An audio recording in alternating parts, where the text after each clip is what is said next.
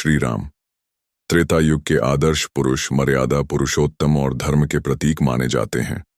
उनका जीवन एक ऐसी जीवंत गाथा है जो आज भी मानव समाज को सत्य, संयम, प्रेम, त्याग, कर्तव्य और धर्म के मार्ग पर चलने की प्रेरणा देता है। राम का संदेश केवल धार्मिक नहीं बल्कि सामाजिक, नैतिक और मानवीय मूल्यों से भरपूर है। उनका जीवन एक राजा, पुत्र, पति, भाई, मित्र और एक आदर्श मनुष्य के रूप में अनेक पहलुओं को दर्शाता है। यही कारण है कि रामायण केवल एक ग्रंथ नहीं बल्कि एक जीवन दर्शन है। वाण श्री राम का जीवन। एक परिचय। श्री राम अयोध्या के राजा दशरथ और रानी कौशल्या के पुत्र थे। वे विष्णु के 7वें अवतार माने जाते हैं। उनका जन्म धर्म की रक्षा और अधर्म के विनाश के लिए हुआ। उनका जीवन सत्य, धर्म और कर्तव्य की प्रतिमूर्ति है। उन्होंने बचपन से ही मर्यादा, अनुशासन और सेवा का पालन किया। गुरुकुल जीवन, वशिष्ठ मुनि से शिक्षा प्राप्त की, जनकपुर यात्रा, शिवधनुष तोड़कर सीता से विवाह, वनवास, कैकेयी के वरदान से 14 वर्षों का वनवास, सीता हरण, रावण द्वारा सीता का अपहरण और राम की संघर्ष यात्रा, लंका विजय, हनुमान, सुग्रीव, विभीषण आदि की सहायता से रावण का वध, राज्याभिषेक, अयोध्या लौटकर राम राज्य की स्थापना। 2. राम का पारिवारिक संदेश। क. पिता के प्रति भक्ति और आज्ञाकारिता। जब राजा दशरथ ने कैकेयी के 2 वचन निभाते हुए राम को वनवास देने का निर्णय लिया, तब राम ने बिना किसी प्रतिरोध के उसे स्वीकार किया।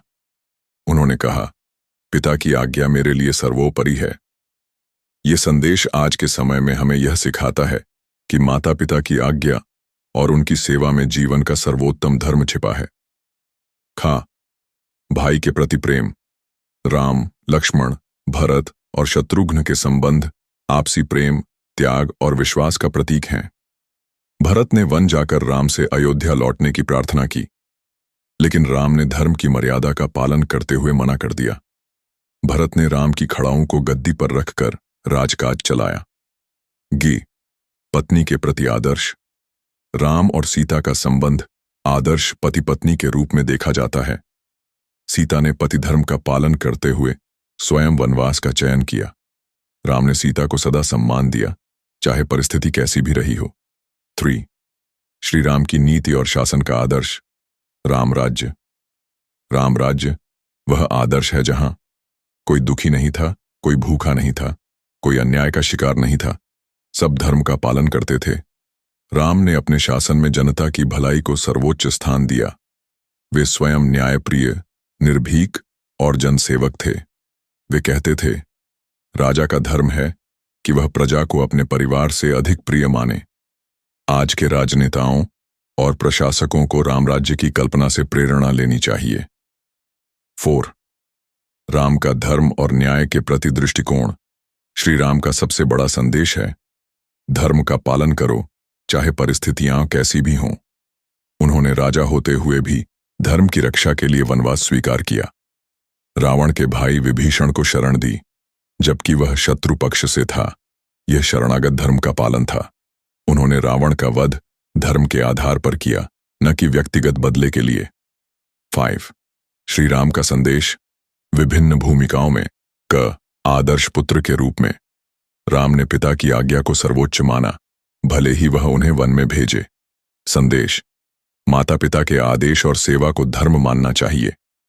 ख. आदर्श पति के रूप में सीता के साथ जीवन भर प्रेम और सम्मान से पेश आए। संदेश स्त्री का सम्मान करना और पति पत्नी के संबंध में विश्वास बनाए रखना आवश्यक है। गे. आदर्श भाई। भरत, लक्ष्मण और शत्रुघ्न के साथ राम का संबंध प्रेमपूर्ण था। संदेश भाई भाई में आपसी सहयोग, त्याग और प्रेम होना चाहिए। घ. आदर्श राजा। राम ने निष्पक्ष और न्यायप्रिय शासन दिया। संदेश शासक का धर्म है कि वह जनता के हित को सर्वोपरि रखे। आ. आदर्श मित्र। राम ने सुग्रीव, हनुमान और विभीषण से मित्रता निभाई। संदेश मित्रता में विश्वास, सहायता और समर्पण होना चाहिए। 6. हनुमान के माध्यम से राम का संदेश। हनुमान श्री राम के सबसे प्रिय भक्त हैं। उनके माध्यम से राम ने यह बताया कि भक्ति में शक्ति है, निस्वार्थ सेवा सर्वोत्तम धर्म है, गुरु और प्रभु के प्रति पूर्ण समर्पण से ही मोक्ष मिलता है। हनुमान की भक्ति से प्रेरित होकर राम ने कहा, हे हनुमान, तुम मुझे सबसे प्रिय हो, तुम बिन मैं कुछ नहीं। 7 आज के युग में राम का संदेश का